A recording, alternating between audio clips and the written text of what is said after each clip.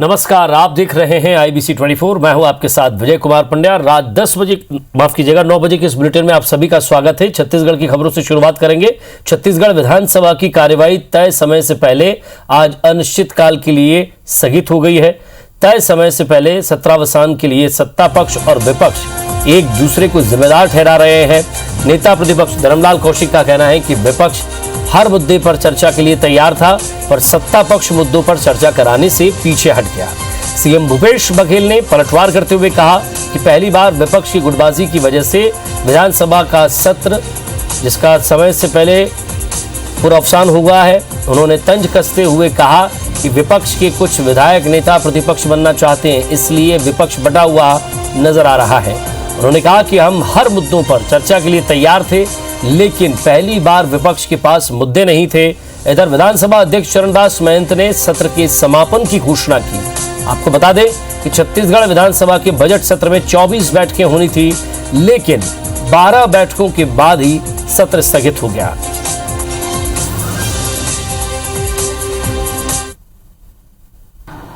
मुझे लगता है कि उनके पास ऐसा कुछ नहीं है कि जिसके लिए वो चर्चा करे, और इसलिए सरकार चर्चा से भागना चाहती है। नहीं तो इतने गंभीर मामला, मुख्यमंत्री के क्षेत्र का मामला, आखिर भागने का क्या कारण है?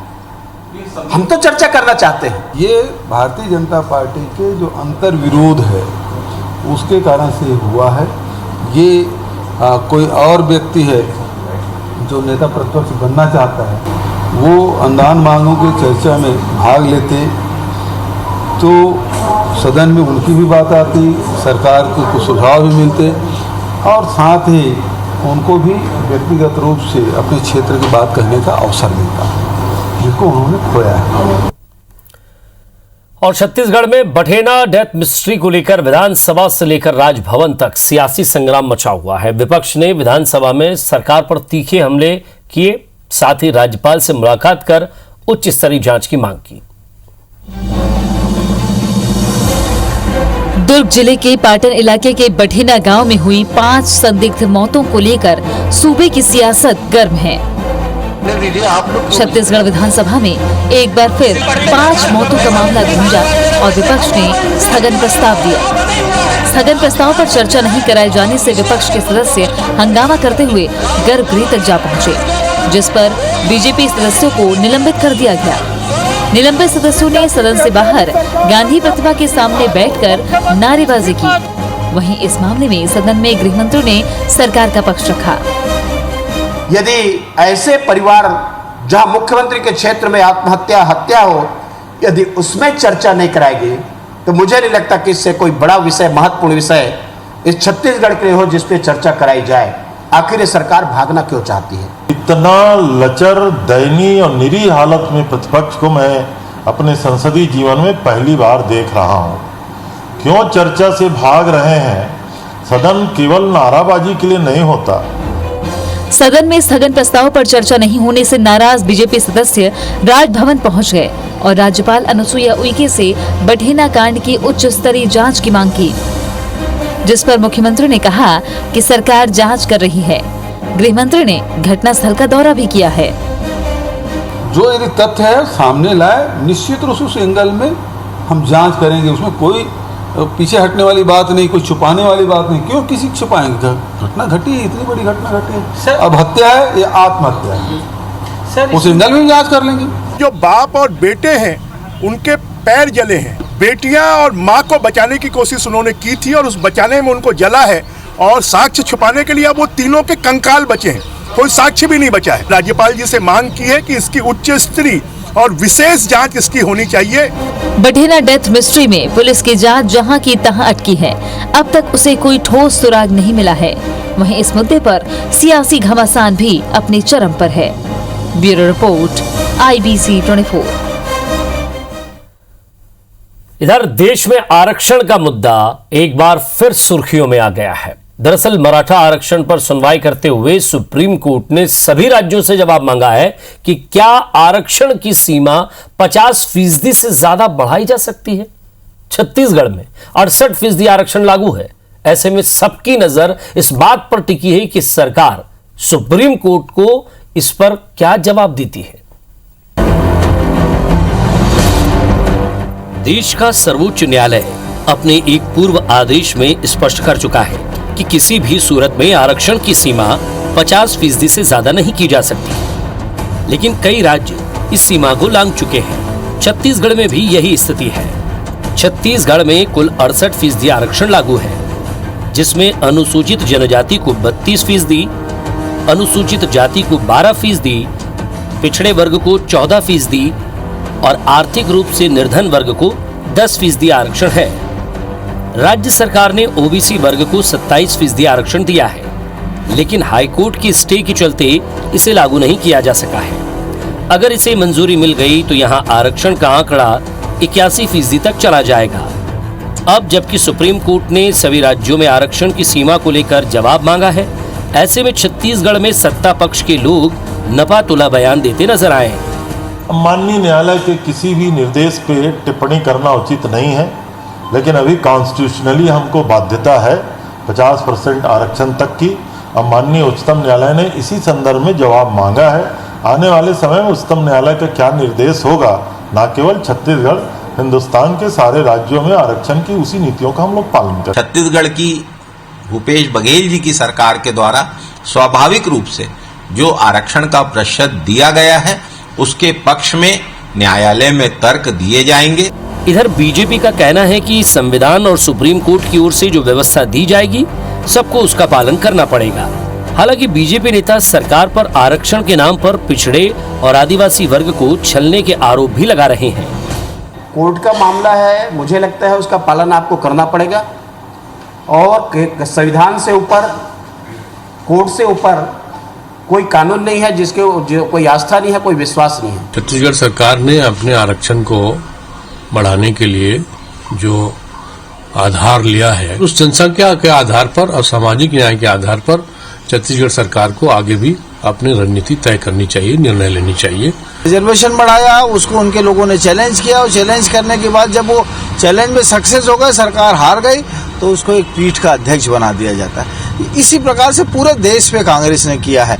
रिजर्वेशन के हकदारों के साथ हमेशा छला है, रियल मीन्स में उनको कभी भी रिजर्वेशन नहीं दिया है। वहीं कर्मचारी वर्ग मौजूदा आरक्षण व्यवस्था को त्रासदीपूर्ण बता रहा है। जिसको जो मिलना है, जो देना सब दो आप, लेकिन नियम कानून के अंतर्गत दो और कोर्ट को बताओ कि आप क्या देना चाहते हो, क्या दे रहे हो। कोर्ट यस बोल देगी तो दोगे, नहीं बोलेगी तो नहीं दोगे। लेकिन ये जो बीच की स्थिति है, नरो व कुंजरो, उसमें कर्मचारियों का बहुत अहित हो गया और हो रहा है। बहरहाल अब सबकी नजर राज्य सरकार की ओर से दिए जाने वाले जवाब और उसके बाद आने वाले सुप्रीम कोर्ट के फैसले पर है। राजेश मिश्रा के साथ राजेश राज, IBC 24, रायपुर। और उत्तराखंड में 3 दिनों से मची सियासी उठापटक के बाद मुख्यमंत्री त्रिवेंद्र सिंह रावत ने इस्तीफा दे दिया है। उन्होंने राज्यपाल बेबी रानी मौर्य को इस्तीफा सौंपा है। राज्य का अगला मुख्यमंत्री कौन होगा तय करने के लिए कल देहरादून में बीजेपी विधायक दल की बैठक होगी, जिसमें नए मुख्यमंत्री के नाम पर यहां मुहर लगेगी। उत्तराखंड के मुख्यमंत्री के नाम तय करने में छत्तीसगढ़ के पूर्व सीएम रमन सिंह की अहम भूमिका होगी। बीजेपी ने रमन सिंह को उत्तराखंड के लिए पर्यवेक्षक नियुक्त किया है, जो विधायक दल की बैठक में शामिल होंगे। आपको बता दें कि इससे पहले भी रमन सिंह उत्तराखंड का दौरा कर चुके हैं। तब उन्होंने स्थानीय बीजेपी विधायकों और नेताओं से बातचीत करके पार्टी के राष्ट्रीय अध्यक्ष जेपी नड्डा को एक रिपोर्ट सौंपी थी, जिसके बाद त्रिवेंद्र सिंह रावत को बीजेपी के राष्ट्रीय अध्यक्ष जेपी नड्डा ने दिल्ली तलब किया था। नए मुख्यमंत्री की रेस में धन सिंह रावत, अनिल बलूनी, सतपाल महाराज, अजय भट्ट और रमेश पोखरियाल शामिल हैं।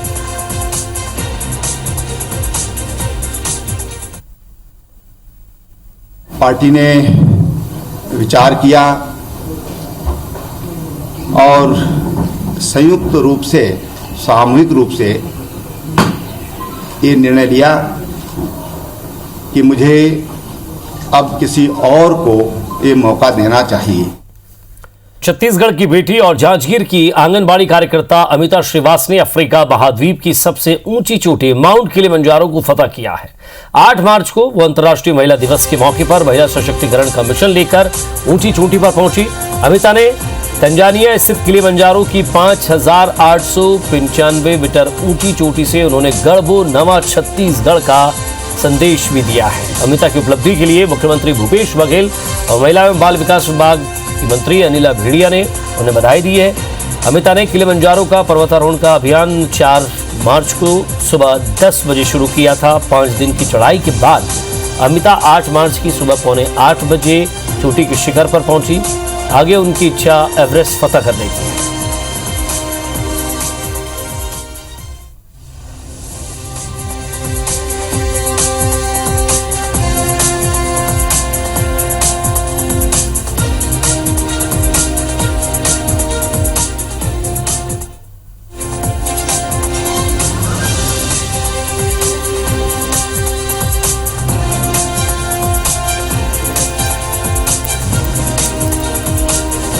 Road safety world series Veer Narayan Singh stadium में इंडिया लेजेंड्स का दूसरा मैच था। इंडिया लेजेंड्स और इंग्लैंड लेजेंड्स के बीच ये मैच खेला जा रहा है। इंग्लैंड लेजेंड्स ने पहले बल्लेबाजी करते हुए 188 रन बनाए हैं। इंडिया लेजेंड्स को अब 189 रनों का लक्ष्य दिया गया है। टीम के ओपनर वीरेंद्र सहवाग 6 रन बनाकर वापस लौटे हैं अभी, और सीएम भूपेश बघेल भी स्टेडियम में मौजूद है। और तस्वीरें हम आपको ये लाइव दिखा रहे हैं जहां खेल प्रेमियों में उत्साह देखा जा रहा है और ये रायपुर में मैच देखने के लिए लोगों की भीड़ जमा है। और हमारे संवाददाता स्टार जैन हमारे साथ जुड़े हुए, जरा उन्हीं से हम बातचीत करते हैं। स्टार, आज का मैच देखने के लिए भी काफी भीड़ थी और टिकट के लिए भी मारामारी थी। देखिए, इंडिया का लीजेंड्स का ये मुकाबला आज काफ़ी बेहद रोमांचक था और इस मैच को देखने के लिए मैं कहूँ तो लगभग 35,000 की संख्या में दर्शक आज मैदान में पहुंचे हुए हैं।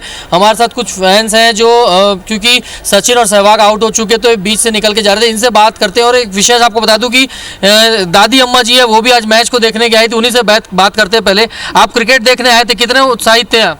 हाँ, खुश थी, लेकिन वो आउट हो गए ना तो फिर मैं आ गई। जी, क्या कहेंगे बताइए आप? मैं घर से बहुत एक्साइटमेंट में आई थी, बहुत एंजॉय भी किया हमने, बट सचिन आउट हो गया तो अच्छा नहीं लगा, बट इट्स ओके, बाकी प्लेयर्स भी है, पक्का जीत सकते हैं। ये इतने बड़े इंटरनेशनल लेवल का स्टेडियम है, मैं निवेदन करूंगा कि यहाँ और मैचेस इसी तरीके से कराए जाए, कोई भी हारे जीते लेकिन सारे लोग एंजॉय कर रहे हैं। कोई नहीं, सचिन आउट हुआ तो क्या हुआ, अभी भी बहुत सारे प्लेयर्स हैं, अभी भी हमारा इंडिया जीतेगा। इंडिया। जी बताइए, आप क्या कहना चाहेंगे आप लोग? मैच की जो स्पिरिट है, जो स्पोर्ट्स की जो स्पिरिट है, वो बिल्कुल यहाँ पर देखने लायक है। All the players are looking fantabulous and Sachin चला गया, हालांकि दुख तो हो रहा है उससे, but still the players are playing good. Let's hope for the best. Let's hope. मैं कहना चाहता हूँ कि अभी सहवाग और सचिन आउट हो गए भले, पर अभी भी पूरी इंडिया की टीम जिंदा है, अभी भी वो कुछ कमबैक कर सकती है। मेरा भी यही कहना है इस बारे में। बताइए। मैं घर से बहुत एक्साइटमेंट में आया था, मैंने पोस्टर भी बनाया था सचिन के लिए। देखिए, सचिन के लिए पोस्टर भी इन्होंने बनाया था और एक्साइटमेंट काफ़ी था। सचिन आउट हो गया, लेकिन कुल मिलाकर ये है कि क्रिकेट को लोग एंजॉय करने यहाँ पहुंचे हुए हैं रायपुर में। जिस प्रकार से लोग बता रहे, दर्शक बता रहे थे कि लगातार ऐसे मैचेस होते रहना चाहिए था। शानदार स्टेडियम है और दर्शकों से आज ये खचाखच भरा हुआ है। लगभग 35,000 की संख्या में दर्शक यहाँ पहुंचे हैं। तो ये बताता है कि क्रिकेट को लेकर न सिर्फ रायपुर में बल्कि पूरा छत्तीसगढ़ में अच्छी दीवानगी है। और चूंकि मैच इंडिया का है, सपोर्ट टीम इंडिया को भी लीजेंड्स बाकी नजर बनाए रखिएगा। स्टार आगे भी आपसे अपडेट लेते रहेंगे क्योंकि मैच अभी खत्म नहीं हुआ है। हालांकि विकेट जरूर गिरे हैं लेकिन अभी भी उत्साह बना हुआ है। बहुत बहुत शुक्रिया इस तमाम बातचीत के लिए। और इसी के साथ फिलहाल इस बुलेटिन में इतना ही। नमस्कार।